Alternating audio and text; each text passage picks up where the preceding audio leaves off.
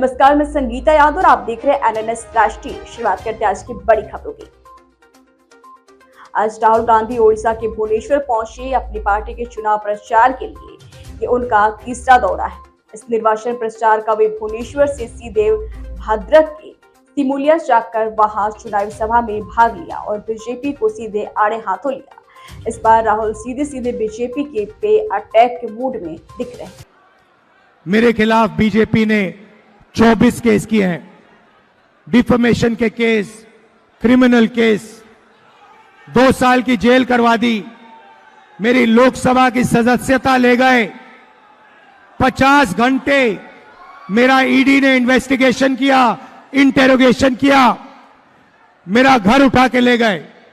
जब ये मेरा घर ले गए, मैंने इनको चाबी दी और इनसे कहा, ये जो तुम्हारा घर है सरकारी घर है, मुझे नहीं चाहिए।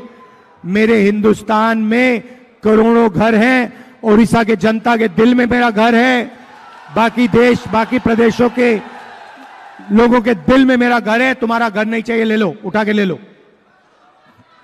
मगर भाइयों और बहनों, यहां के जो चीफ मिनिस्टर हैं नवीन बाबू, अगर सचमुच में वो बीजेपी के खिलाफ लड़ते हैं तो उनके खिलाफ केस क्यों नहीं हुए? उनका घर क्यों नहीं लिया गया? उनकी सदस्यता रद्द क्यों नहीं की गई? उनका इंटेरोगेशन क्यों नहीं हुआ? भाइयों और बहनों, इंटेरोगेशन नहीं हुआ, घर नहीं छीना गया, सदस्यता नहीं ली गई, क्योंकि बीजेडी के नवीन पटनायक जी बीजेपी के लिए यहां काम करते हैं। ये दोनों एक हैं, इनकी पार्टनरशिप चल रही है।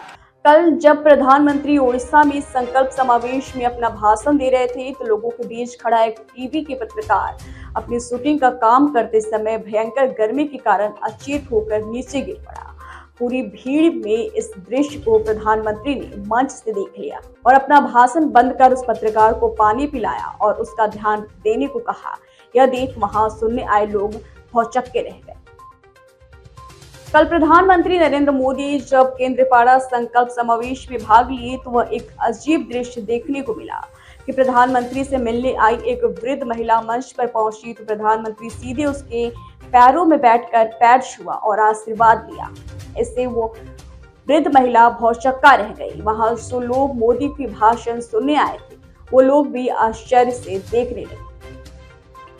कुट्टे का निलंबन आदेश और आशीष सिंह पर हुए आदेश के विरुद्ध जब बीजेडी के वरिष्ठ नेता वीके पांडियन जब निंदा किए और कहा कि कुट्टे एक अच्छे सचोट अफसर थे और माओ दमन में उनका बहुत बड़ा हाथ था और लॉ एंड ऑर्डर में भी आज तक बहुत अच्छा उल्लेखनीय कार्य किए हैं। उन पर जब जबरदस्ती राजनीतिक उद्देश्य से यह निलंबन का आदेश दिया गया है। उन्होंने आगे कहा कि इसके जवाब में धर्मेंद्र प्रधान केंद्रीय मंत्री ने जवाब रखते हुए पांडियन पर ही सीधे कड़ी शब्दों में जवाब दिया। बहुत सचोट ऑफिसर ओडिशा रे जदी नक्सलिज्म कमिछि तांकर बहुत बड़ा भूमिका रहुछि। छत्तीसगढ़ रे एबे सुधा नक्सलिज्म बंद हेई पारु नै। ओडिशा रे बंद हेछि से जीवन के रिस्क नहीं कि नक्सल संग्रह लड़िछंती से गजपति जिला हो किंबा आईजी ऑपरेशंस नक्सल मूवमेंट अगेंस्ट जो भी काम करते लाइफ प्रति थ्रेट अच्छी सत्य की काम करिवा लोगों को ऊपर राजनीतिक उद्देश्य रे एटा नहीं चलती बोली मु भावी एटा ठीक होता नुहे सेटा भी मु तो राजनीतिक उद्देश्य रे जो भी बीजेपी नेतृमंडली चाहूँगी सेटा होची एटा दुखर कथा।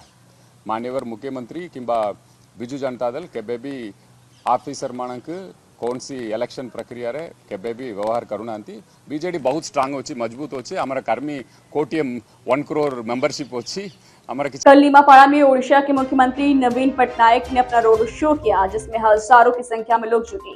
नवीन पटनायक ने लोगों से कहा आने वाले जुलाई से बिजली मुफ्त हो जाएगा और बीजेडी के उपलब्धियों के बारे में बताया। इसके साथ ही बीजेडी के उम्मीदवारों को वोट देकर जिताने के बारे में अपील की। जुलाई रे बिजली बिल आसिबो नहीं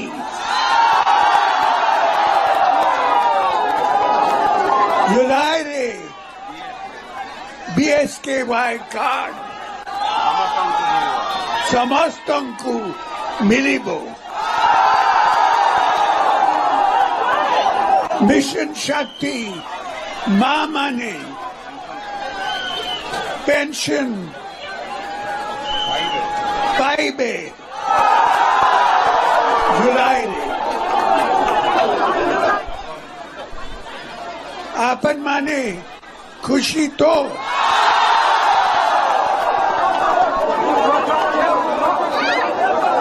संखोचिनो बोलो की कल शाम पूरे श्री क्षेत्र के नरेंद्र पुष्करणी में चाव खेल का उत्सव चल रहा था और वहां आतिशबाजी हो रही थी। अचानक दिख रहे श्रद्धालु और लोगों की भीड़ के अंदर ही पटाखे में आग लग गई, जिससे भीड़ जान बचाने के लिए कुछ वहां पर पानी में ही कूद गए तो कुछ इधर उधर भागते दिखाई दिए।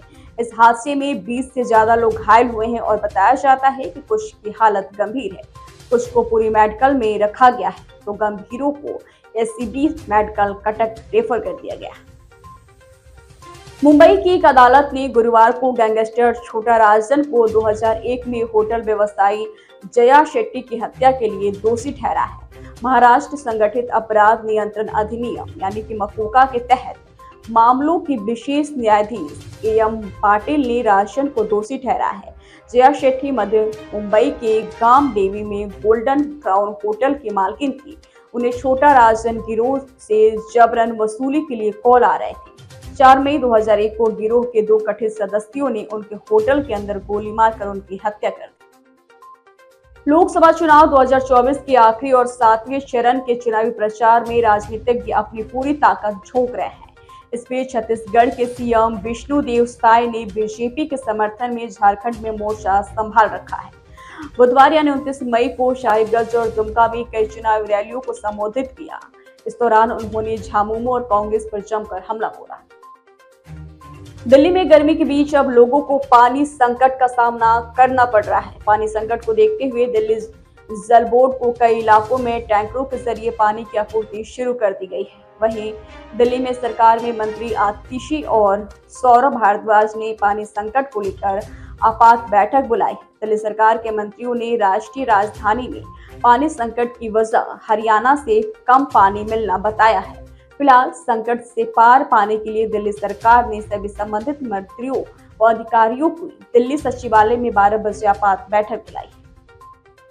फिलहाल आज की खबरों में इतना ही। जल्दी हाजिर होंगे कुछ बड़ी खबरों के साथ। तब तक आप देखते रहिए NNS राष्ट्रीय। नमस्कार।